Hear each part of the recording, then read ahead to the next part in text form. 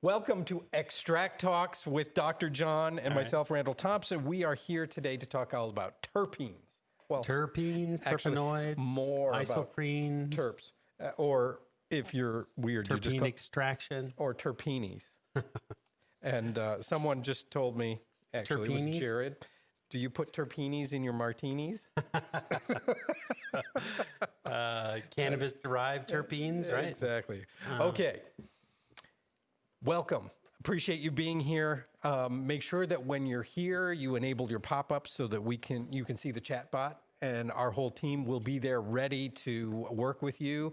They're going to stay after. They're here beforehand. So get there, get on the drift bot there that we see, and they'll be able to answer any of your questions. If you have a frozen screen, please click on the reconnect button at the top center of the video window. It'll just refresh and you don't have to get out and come back in. This is a fun and safe place. You'll be able to ask any questions you want. There is nothing sacred. Just go ahead. Hit us with everything you got. We appreciate it. Yeah. Introduce yourself. If you're a farmer, processor, investor, chemist, entrepreneur, what are you? We want to know how to answer your questions and who's watching. We would love to know that. Yeah. Our resources, explore all of our resources at extractlab.com, extractlab.com/resources. You're going to see the live tour, CBD jam session, accessibility, our calculator library, a mini course library, and our product visual tours. Yeah. Right. All right. Very nice. This week's winner is going to receive a CBD sponsorship application. Actually, it's a CBD sponsorship applicant, Brandon H. Sorry, that was a long one. Right. Brandon, good job. Welcome. Good job. From Minneapolis. He's going to get some CBD gummies and high-potency tinks. Oh, sweet. Awesome. Yeah. Good. Go to extractlab.com/set-list and nominate a family member, yourself, your pet, Right. whatever. Right. You can do that. All right, good deal. So we're on. We're ready to go. Terpenes. Oh, yeah. Okay, this is the second in the series. It is. It is. Right? Yeah. Last week we went over, I don't know, how to store them. We talked about what the terpenes were, how they were made in the plant. Okay. All the different types of terpenes, the major terpenes, the minor terpenes. Yes. This week, what we're going to be doing is focusing on how to extract those terpenes out. Oh, sweet. Yeah, it should be pretty good. Because I get so many questions about that. Where do you extract? How do you extract? What do you do? This is going to be exciting. Right. I love it. And these are all, what we're talking about is cannabis-derived terpenes, adding terpenes to distillate, and, as a part of the conversation, one of the questions people ask is, do the terpenes get you high? Right. What are the terpene benefits? Right. Is part of the entourage. How to use terpenes, hemp terpenes, best terpenes, terpenoids, terpene structures, and terpene extraction, which is what we're doing today. Right. How do you extract them? So look at these. You guys have all seen this picture taken by our photographer, those James. Are beautiful. They look so nice. Oh, man. Purdy. Hey, you didn't Photoshop those, did you? You didn't Photoshop them? Those are the real thing. Those are the real deal. So those are not Photoshopped. They're beautiful. You do get the array of colors all the way from light yellow all the way through to kind of a nice amber. And, there's a mixture of all kinds of different terpenes in there. I've been getting in, I went into the laboratory and I looked up all of the different terpenes from the analysis standpoint, and we got just tons of different strains that have different profiles. So it's pretty cool. So I'm kind of crunching that data a little bit and seeing, what the variation is, in each of the terpenes. Actually, beta-caryophyllene is one of the major ones that I'm seeing as being, in basically all of them. Myrcene is in there. You have pinene obviously in there. But beta-caryophyllene is in there and is always in there, and it's always in there in abundance in basically every strain that we have. Really? Which is kind of interesting. That is interesting. So anyway, that's that's that. So That this could be a is song, just, beta-caryophyllene. Barry beta-caryophyllene. I think it could be a song. It could be. Why don't you sing one right now? Well, I would have to sing it kind of like a Mary Poppins song. Look at this beautiful. We just harvested this particular one. And I took Very one of the. nice. Yeah, it's pretty nice. I took that with my iPhone. It's probably a Samsung might have done better. Depends on who you're talking to. But it's kind of Cards and letters are coming. Yeah, they're coming. All the hate mail is going to happen. But you can see in those little trichomes there, those are where all of the little white specks. white specks in here, the little mushroom structures. trichomes. Those are where you get all of the beautiful terpenes that are in there. And they're sticky. That's what's sticky when you pick up the plant, right? Yeah, they are. And they're really preserved in there. And when you start to extract them, you kind of unlock them essentially from that resinous, sticky Membrane membrane. And then that's when they start to degrade and everything. We talked a lot about degradation last week. We did. But what we're going to be talking about this week is techniques to extract and recover terpenes. And really there's two different ways. One of them is using distillation techniques, and the other one is using extraction techniques. Okay. And the distillation techniques typically will get you, pure product. Okay. They'll get you, there's different pros and cons to each of these. And I'm just going to kind of go over what it is and how it's used and what you get out of it. And then at the very end, we're going to have a comparison table of all of the different techniques. A table, guys. Are you surprised? And there are a couple equations in here. I'm going to just basically, for those of you who are scientists in the audience, I have the Clausius-Clapeyron equation. The Clausius-Clapeyron equation. And just for the record, I don't know if you could tell, but I'm not a scientist. Yeah, we didn't notice. Why are you laughing? What? It's all good. Should I be offended? No, you shouldn't be. I'm just kidding. All right, so two separation categories for terpene recovery. You have the distillation and solvent extraction. The distillation really takes place in two steps.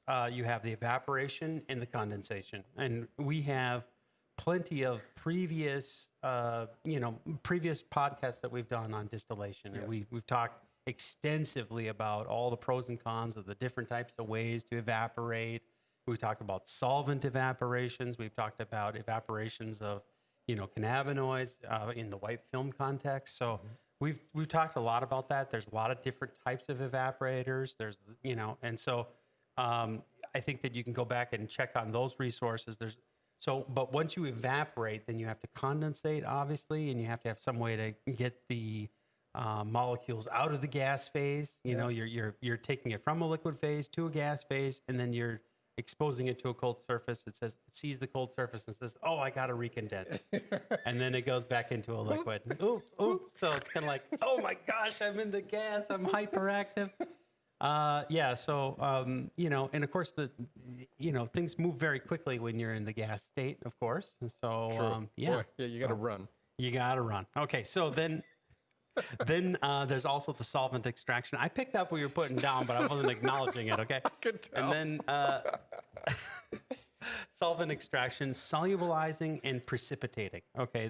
That's essentially what happens in every. You did that very well. I don't think I could say those 5 times really fast. Okay. So let's go. What is solubilization? What is that? That's just making it. Yeah, you're dissolving it. You're dissolving it. Yeah, dissolving it. Yeah. But I still don't think I could say them both at the same time. And then 5 times. precipitating would be, undissolving it. Undissolving, raining it. Yeah, it's raining it. It's raining it. So yeah, there really are 2 different ways, and they're going to get you different results. I'm going to start off with the extraction side because that's not the primary techniques for really getting the terpenes out. Okay. Okay, but certainly if you want to have a winterized oil that has terpenes in it, ethanol extraction is one way to do that. Okay. So what you're starting off with is an ethanol extract. You're going to have an ethanol oil plus hemp oil here. You're going to do some solvent removal, get this winterized crude. This ethanol here is going to dissolve a major portion, or if not all, of the recoverable terpenes, and those are going to show up right here. In the solvent removal step, you may lose a little bit. It depends on how you do your solvent removal. If you're doing a falling film, typically that's a more gentle technique. You're not going to really have any, you're not going to have too much problems with breakdown. If you really have a very aggressive solvent removal process where you have a high heat, you might actually lose a lot of those terpenes. So, something you need to think about there. But really, you're not getting a separate stream of purified terpenes out to use in your subsequent formulations. It's in there. You get what you get, right? Okay. And then typically when you take it to distillate, usually from this step to this step, you really need to do what they call a decarboxylation step. And that's where you take the oil and you put it into a stirred reactor and you heat it up to over 100 degrees Celsius and you let it sit there in the presence of air being stirred for a long time. And that typically degrades everything. The oil coming out of that particular decarboxylation step is typically really black. And when you say long time, 3 hours, 8 hours? It depends on the volume and the efficiency of what you're doing. But yeah, typically when we do it, it's, we have a 50 gallon vessel. It's stirred and, it takes, 4 or 5 hours to do. Yeah. And the temperature's way up there. Yeah. So, and also you're getting off a lot of the ethanol, any of the residual ethanol, you're getting some of that off of there. It's recondensing and inside of the distillate, inside of that decarboxylation thing. So a lot of your terpenes, if you're looking to recover them and you actually use them in your oils, you're really not able to recover them. Okay, and then when you go move on to the white film, on the short path white film, you're really not recovering them there either. And I'll show you what that looks like when you do recover them because they're really what's called undesirable terpenes. They're not. They don't taste good and they don't smell good and all that. But they're icky. So buck material is ground and placed in the solvent. Solvent dissolves the components. You reclaim the solvent. You do a stirred reactor to decarboxylate, and then you go to your white film. In that workflow, there's really no place to get a purified terpene product out. So you can't. So you're really not getting the terpenes out. You don't get them. But you're getting the terpenes extracted, co-extracted with everything else. It's in there. It's part of the entourage. Yes, exactly. Gotcha. So, and then the issue then is, do you want to have a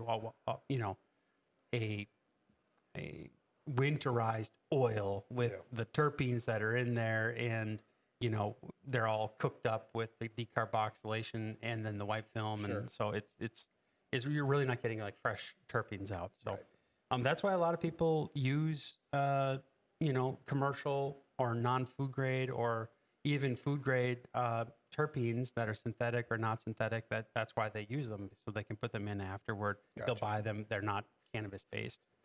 Okay, so then obviously you would take the that extract and you would do a white film on it. So you'd be getting your distillate, and that's what the terpenes look like coming out of the distillate. You can see that there's two of them here. Yep. These are coming off of the condensers. Here's your first white film, and then here's condenser 1, and here's condenser 2.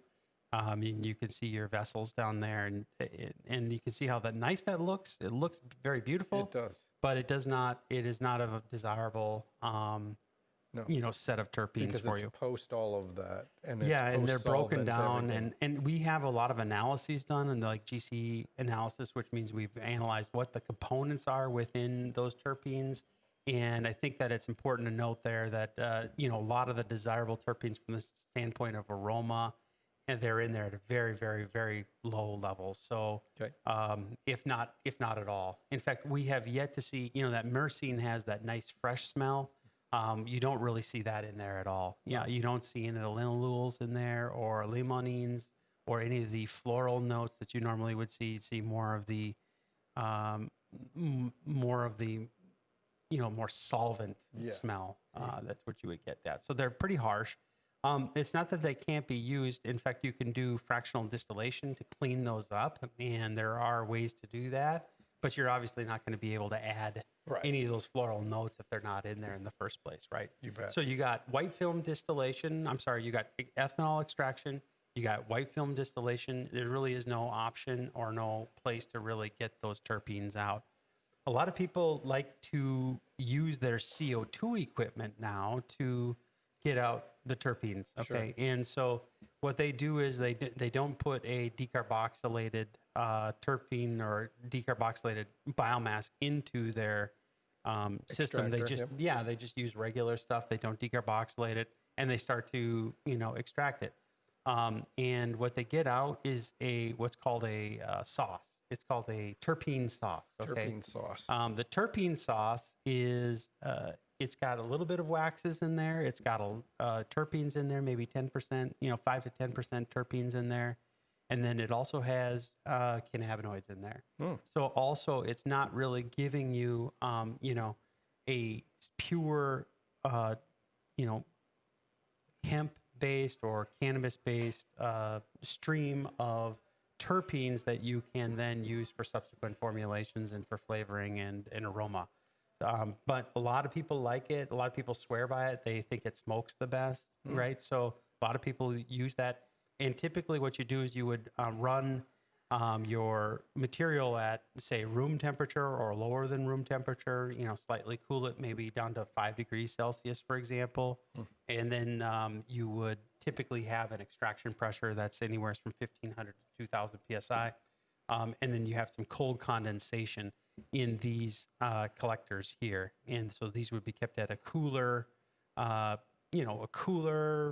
temperature, and they would basically precipitate out there. Now, the oils that you get out of that, just going to kind of... And you'd have to run that slower, much slower than a typical run. You would run the extraction. It would take longer. I think that'd be because maybe the way to think about it. Right? Yeah, it's not decarb, number one, and then number two, it's it's just slower because you're at 2,000 psi or 1,500 psi. So it's just going to take that much longer. Yeah, so it's going to take a lot longer. So if you really want that terp sauce, you're really able to do that, no problem. Just use a non-decarboxylated biomass as the input.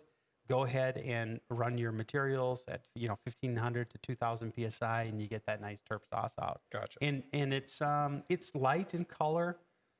Typically it's not so much amberish, it's almost like a yellow in color that you would get out of it. And you can definitely, you can not pour it, but you can, it's definitely more soupy than if you were extracting at a higher pressure. Got it. So that's and this is a picture of some terp sauce oil. Oh, there you go. You can see it's kind of still bubbling from the from the CO2 that's in there, but it's nice and light color, and it does run when you pour it. So this is just an example of what's happening in the CO2 extractor. Again, here you have all your plant matter in here that I was talking about here, and you want to just basically take this heater, turn it off. Take your compressed CO2, put it at, say, this is post pump here, so maybe 1,500 psi. It will flow over there, and then you get the separator in here. So it will start to precipitate out in there, and then you can start to recycle. So that's essentially what they would call CO2 stripping. You stripping off the terpenes or stripping off the volatiles. Okay. So yeah, that's and you'd use your extractor to do that. So in this case, you'd treat the terpenes as what you would call a volatile. Yeah, right. Gotcha. Now, you can use that terp sauce as a means to, formulate as well. So if you want to do like 90% of your work at high pressure and go fast and then use the terp sauce to flavor and things like that, that's fine too. But the issue is the THC does come off or CBD comes off into it. And so you're left with doing a lot of calculations from batch to batch.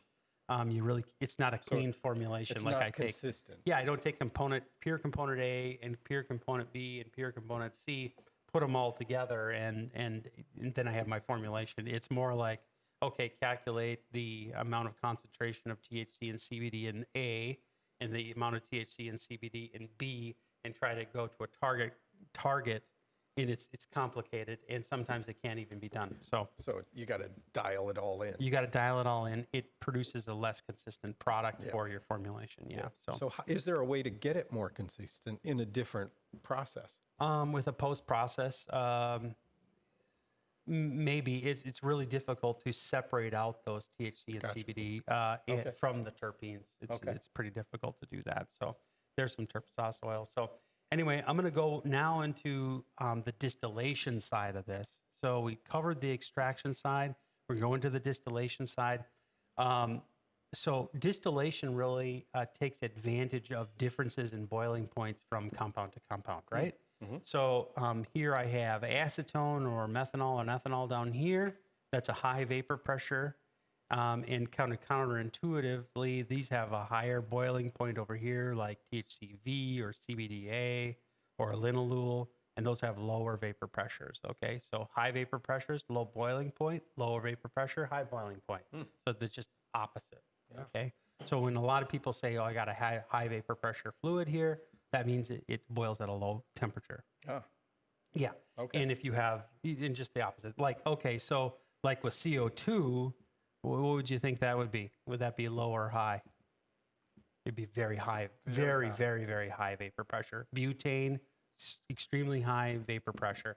Propane, very high vapor pressure. Ethanol, relatively speaking, would be a low vapor pressure compared to like CO2. Gotcha. Okay, so just talking about boiling points here. So within the context of distillation, what we're doing is we are really separating out on the basis of boiling points. And if we have a matrix plus a low boiler in there, we can heat it up, okay? And what happens is we hit this boiling point temperature. The ethanol goes from the liquid phase into the gas phase, and everybody knows what that means. Just like boiling water, it goes from liquid water into the gas steam, right? Okay, so... wait. Oh, go back. No. We're going to finish this up. I saw the formula. You did. What's the formula?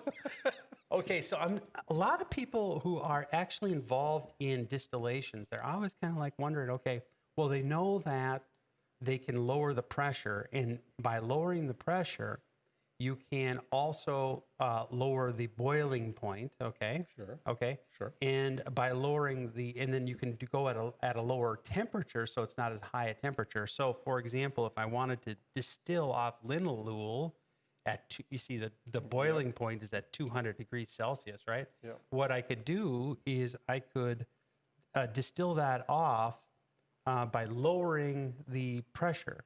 So atmospheric pressure is right around, say, 760 millimeters of mercury. Okay, that's the pressure. Okay, one atmosphere, something 760. That's the same. What you would do is you'd lower it down, in a 200. You don't have to cook it up. That's at 200. Why there are different cooking instructions if you're in the mountains. That's correct. Yeah, that is correct. Actually, yeah. So it just has to do with I'm just not another pretty face. Atmospheric pressure.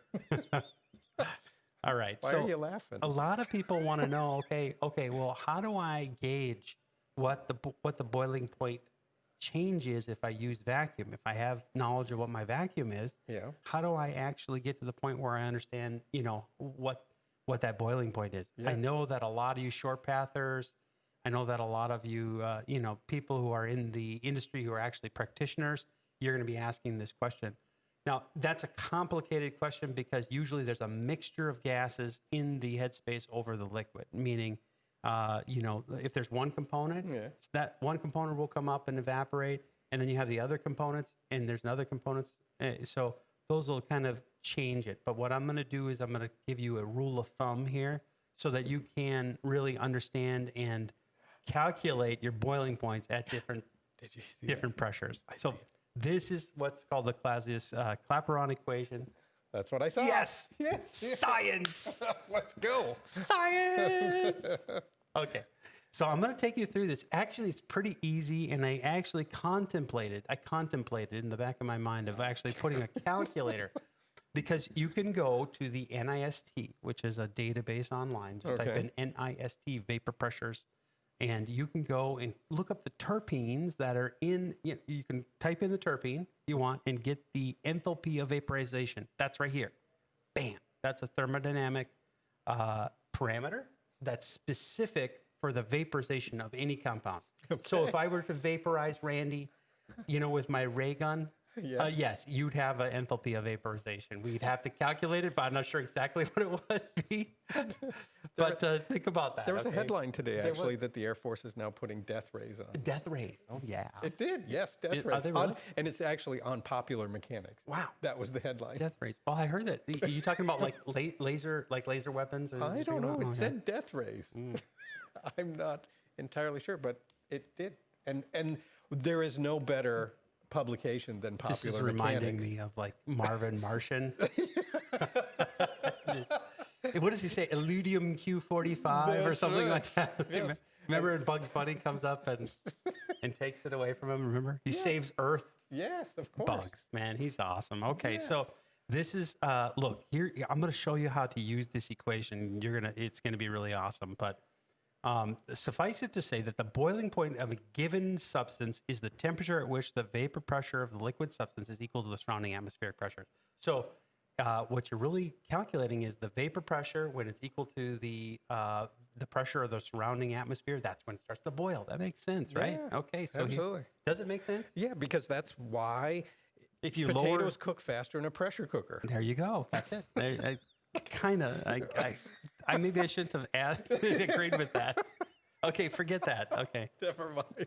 For you guys who are distillation people, that makes Yes. sense. You're lowering again the vacuum. You're putting a vacuum on I there. cannot Why wait would to you go to have NIST. Why would you have all of that vacuum power? Yeah. The reason you do it is to lower the boiling point. Get it Or to done. lower the temperature so Yeah. it can be done. So why do we put a $10,000 or $15,000 turbo pump? Why do we use those? Well, we use them because they work and Yes. they're lowering that pressure down. Okay. Yes. All right, so let's kind of calculate this. This is something that's very easy to do, guys. It's not a big deal. This is for you geeks out there. Everybody else can tune out for the next 2 minutes, and then and then we can come back up to the surface. But okay, so let me just show you how to do this. So you go to the NIST website, you you go to put the in NIST camphor. and you put in camphor, right? And it'll give you the boiling point. That's 382 Kelvin, which is 209 degrees Celsius. Okay? 482. And then you have the vapor pressure of camphor. It will tell you at 760 millimeters of mercury. This is the first pressure. This is the pressure that it's boiling at. So sorry, excuse me. This is the first pressure that this is boiling at. So it boils at 209 at 760 millimeters of mercury. That is the boiling point under atmospheric pressure. Now I'm going to set my my desired pressure. Suppose I have a vacuum and I measure it and I'm like, okay, I'm at 500 millimeters of mercury, or I'm at 50 millimeters of mercury, or I'm at 100 millimeters of mercury. Okay, you can put your number in there, and then what you're doing is you're calculating T2, which is the secondary boiling point at 500 millimeters of mercury. It's very simple. And this right here is the delta H of vaporization. That's the enthalpy of vaporization that you get from the NIST. So you get this from the NIST and this from the NIST, and you pretty much got what you need. It's pretty freaking sweet. So here's how it goes. You just plug in chug. 500, 760, 54. This is the gas constant. This is the universal gas constant.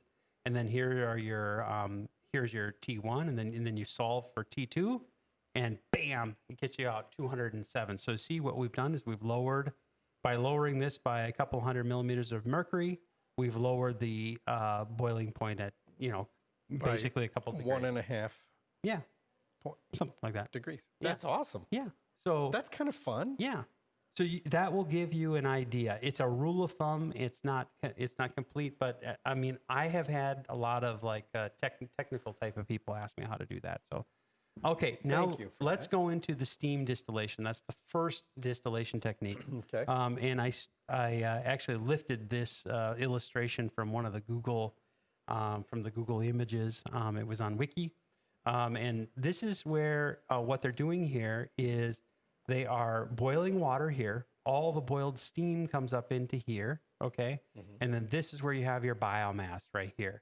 So you got your biomass in here. Your steam is going over your biomass. You're also heating that up, and it starts to volatilize. Sure. And then the steam comes through here. Of course, it's condensing in here. This is a condenser, and then it comes into this vessel here.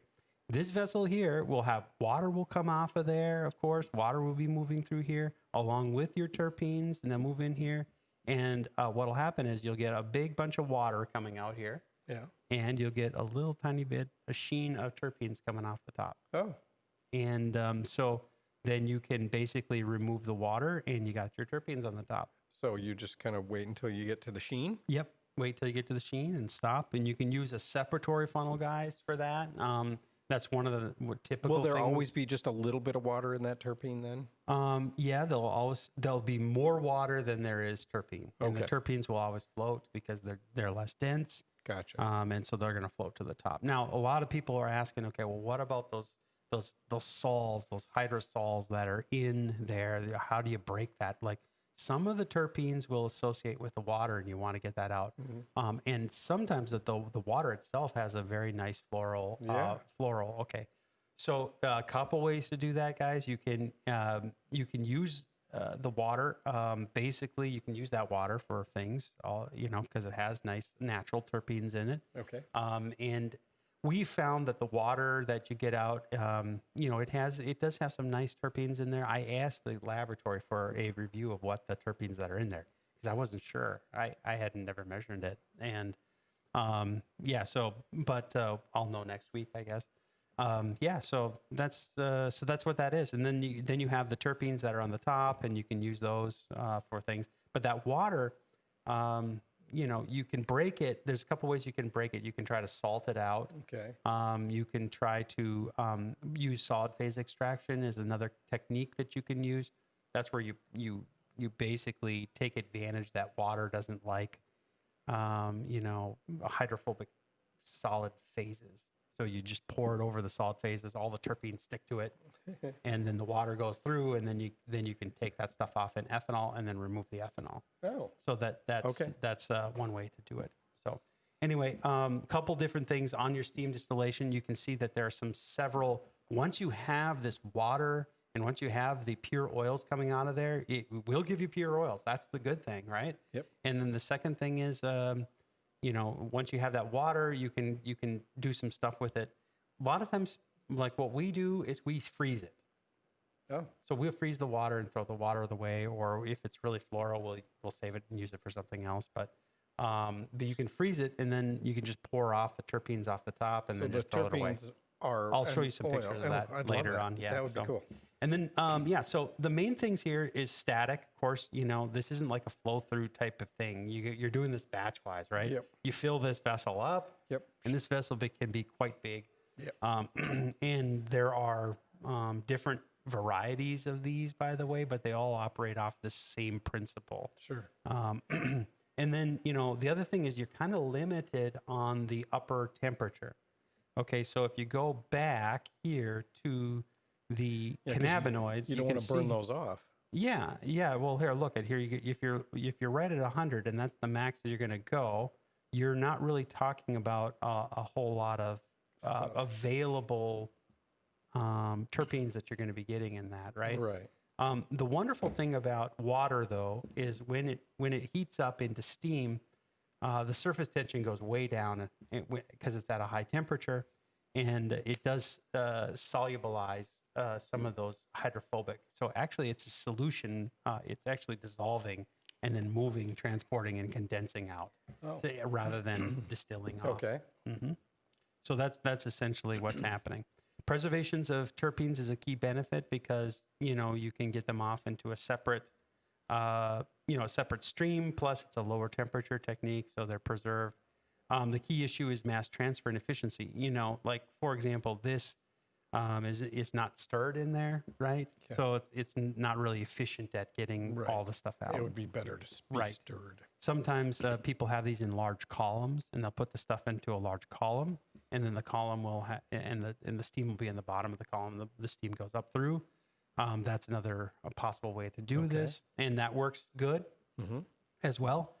It's just it's not very efficient. Let's just put it that way, because you're not really it's a fixed bed. Once you have you're not moving around, you're not mixing. You really need to mix if you really want something that is very efficient.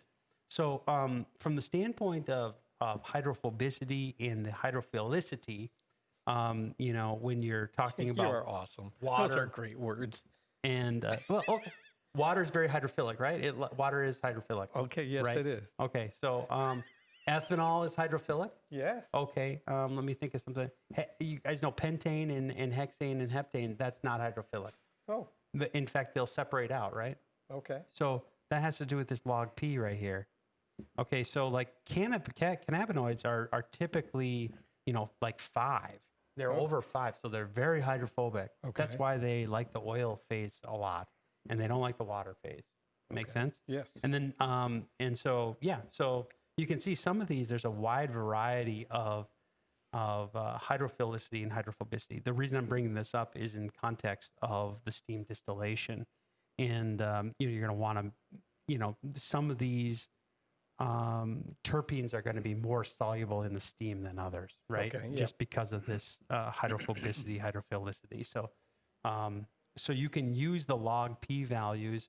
You do a steam distillation, you can use the log P values, take a test of it, and you can kind of predict, okay, hey, this is the reason why, because I'm too hydrophobic.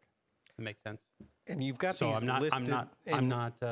I'm not extracting neurolidol simply because it's too hydrophobic. Gotcha. Yeah. Okay. And is there a reason that you have menthol down at the bottom, even though it's not in the sequence, the same log P sequence? No, I know. It just was in added there. to the It was math. just added in there. Yeah. As I Okay. was typing them in, they were just added to the Oh, math. So. okay. Just Now we got vacuum distillation. So we did steam distillation. We did the yep. ethanol. Extraction. Extraction, and then we're doing steam steam, distillation, and now this is vacuum vacuum. distillation. Gotcha. Okay, so vacuum distillation is where you're basically putting the biomass into a vacuum, Okay. and you're heating it up, and so again the pressures are going down, the boiling points are going down, the heat is going up, so it's driving off the volatiles, and then you collect it with a condenser.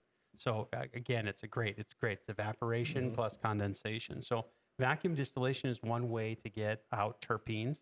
You know, it is a batch process. Okay, so the issue with something like here, you can see here, they're putting some of this stuff into a vacuum oven. You Yep. put it in the vacuum oven. That works, and it works great. You get out tons of terpenes out of there. And you also get lots of water, so that stuff will be crackling dry by the time it gets out of there. So if you're looking to maintain and use extracts, if your CO2 extracts has any water, you might want to dry it. Try it drying it before you put it into your extractor. So, but yeah, vacuum distillation, you get distillation of terpenes, you get distillation of volatiles. You lower the vacuum point, you heat it up, and then you have a condenser. So our Terp Trap product really is a condenser product. Yes. And we can hook up to basically any you know, vacuum oven or vacuum source or whatever, and condense the stuff that's coming out of there. Just heat it up and it Right. So pulls it out. yeah, here's a couple examples. This is an AI oven here. It's Yep. got multiple shelves. You can use this for decarboxylation. You can also use this to recover your terpenes. And you hook up to this particular vacuum oven. You'd hook up the Terp Trap to that. This is a V mixer here. We use this for large scale. So if you're doing tonnage, what you want to have is some sort of, you know, like multiple tons a day. Okay, so you're going to want to have something like this. What this is like a vacuum oven. Essentially, that's what this is. And it Just can bigger. go up to 150, 200 degrees C on the inside of this. And I think this one you can put up to 750 pounds in, right? Yeah, I'm not sure exactly. I don't know exactly what that one can go, but yeah. So then you got an hour, so 750 pounds an hour. That sounds about right.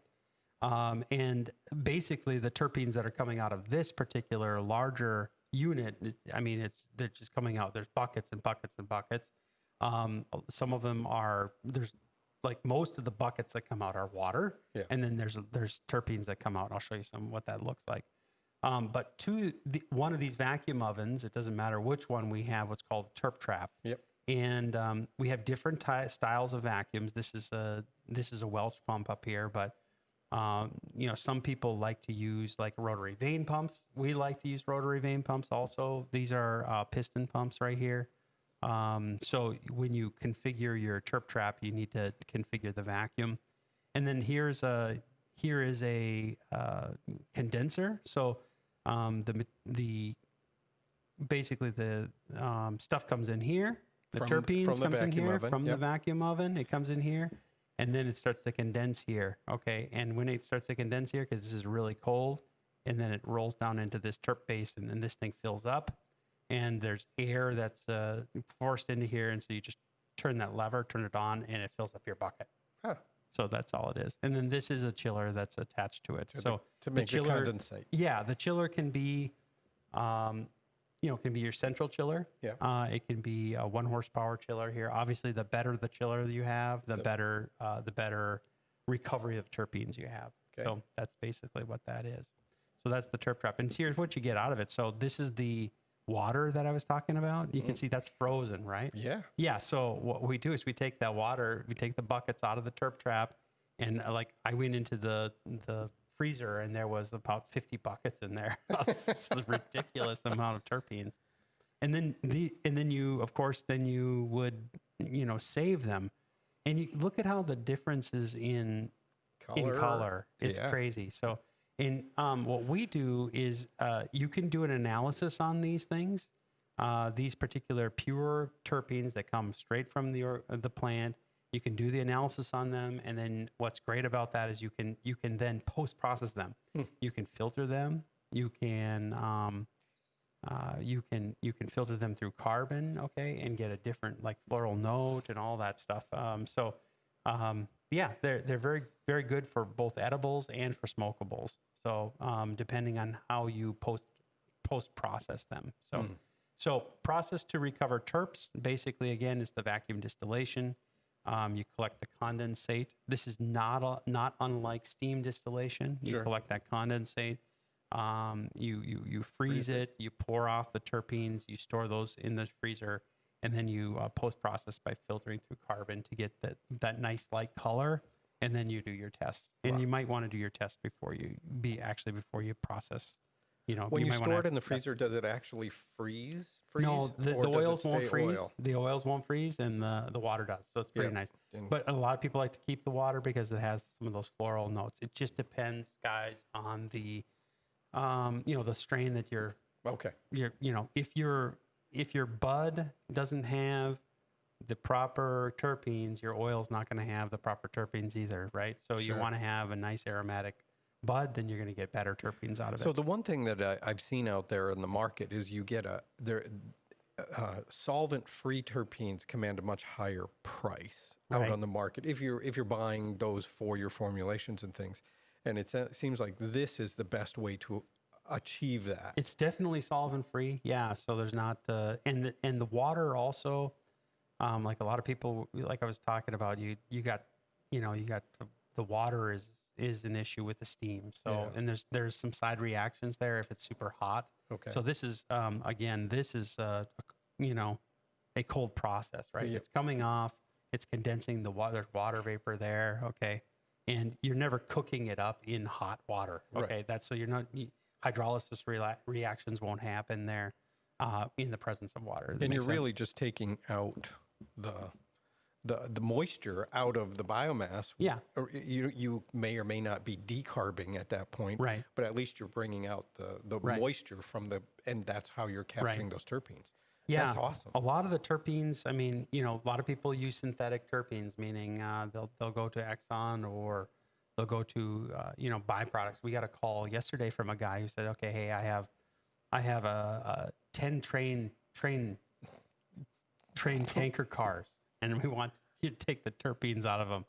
And I'm like, okay, well, what do you got in there? And he's telling me all the stuff in there. There's toxic waste in there. I was like, well, here's the deal.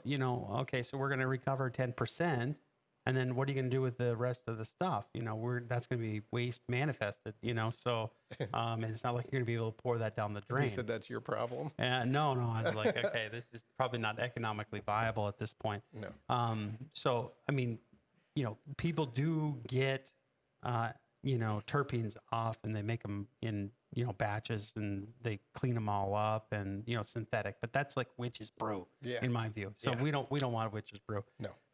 Okay, so let's do a quick summary here. I see a table. we have a table: steam distillation, ethanol extraction, CO2 stripping, vacuum oven, terp trap, rotating oven, terp trap, and white film.